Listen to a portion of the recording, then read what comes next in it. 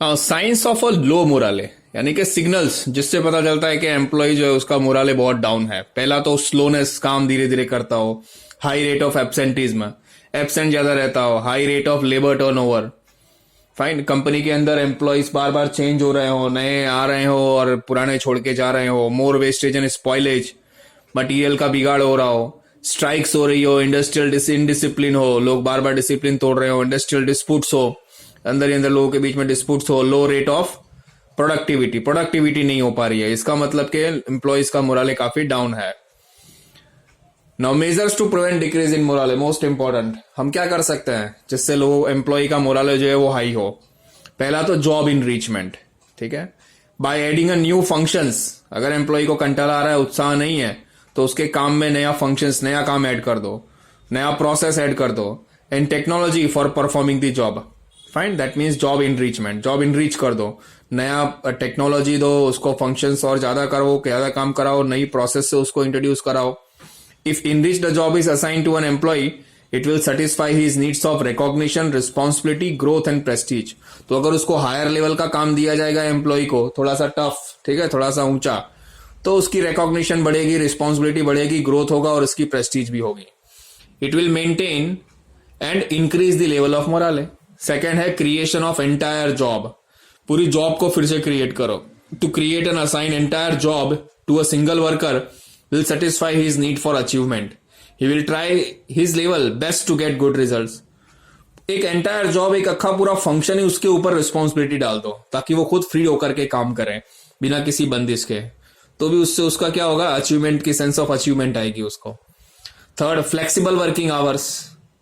अगर काम के समय में उसको दिक्कत है तो फ्लेक्सिबल वर्किंग आवर्स कर दो। Flexible working hours provide freedom to worker, ठीक है, hence worker can finish his work whenever he like but under certain rules and regulation, and on other side he can also maintain social relations. कुछ कंपनियां अभी भी working hours provide करती है कि आप घर से भी काम कर सकते हो, या तो फ्लेक्सिबल वर्किंग आवर्स है, इतने से इतने टाइम आपको ये काम करना है, आप कभी भी कैसे भी कोई भी टाइम में करो। फोर्थ है job rotation, to reduce boredom, monotony of work and industrial fatigue, job rotation is advocated. It increases morale of an employee. Fine, job rotation, एक काम से दूसरे काम में उसको रोटेट करते रहना, ठीक है। पांचवा, individual prosperity is a prestige of company. Fine, management should announce that prosperity of an employee is also social responsibility of a company, it is connected with the company prosperity.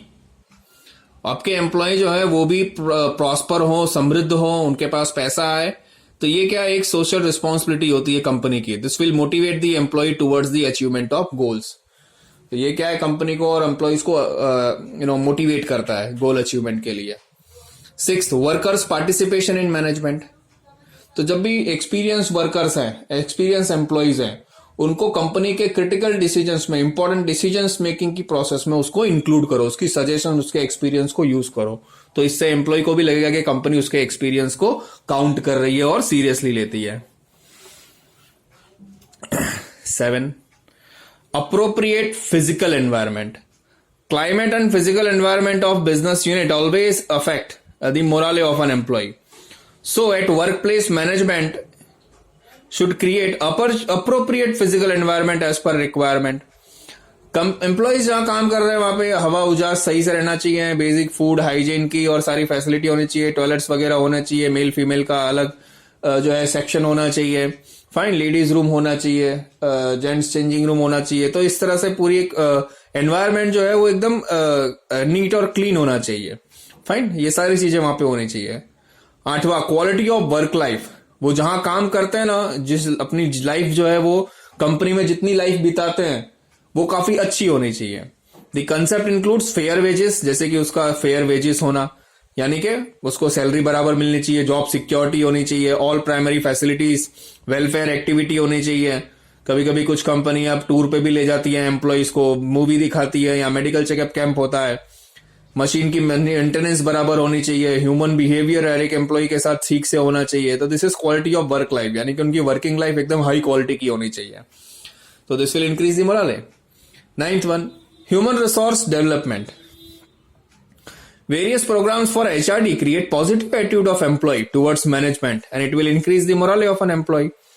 Employ को development करने के लिए कई सारे courses भी वहां होने चाहिए। अब क्या है, फैक्टर कंट्रीब्यूटिंग हाई मोराले, कौन कौन से ऐसे फैक्टर्स हैं जिनकी वजह से मोराले काफी हाई हो सकता है।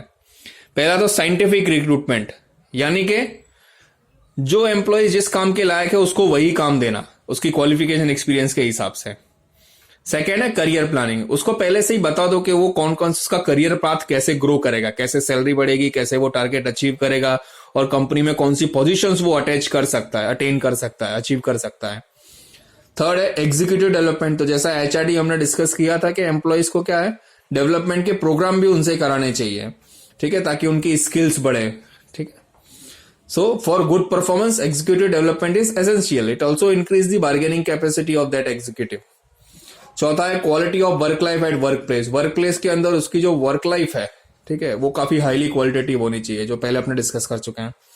पांचवा वर्कर्स पार्टिसिपेशन इन मैनेजमेंट, ये भी अपने डिस्कस कर चुके हैं कि अपने एम्प्लॉयज को डिसीजन मेकिंग के अंदर भी इंक्लूड करो। छठा है काउंसलिंग, यानी कि कुछ एम्प्लॉय जो काफी आलस या तो एब्सेंटीज में या जिनका मोराले लो है ना, उनसे पूछो पर्सनली उनको क्या दिक्कत है, क्या तकलीफ है, उनका प्रॉब्लम सुनो और सॉल्यूशन प्रोवाइड करो, ठीक है, लीगल जो भी है। तो दिस इज काउंसलिंग। फिर allotment of work, compared to other same level employee, if more work is allotted to an employee, it will decrease the morale of that employee. So it can be said that allotment of balanced workload can increase the morale of that employee. यानी हर एक को workload same होना चाहिए, balance होना चाहिए, उसकी salary उसके responsibility के हिसाब से। आठवां है appreciation in the department, if the employee is working very hard, very good, then he should be appreciated and awarded among the other members, जिससे उसकी प्रेस्टीज बढ़े।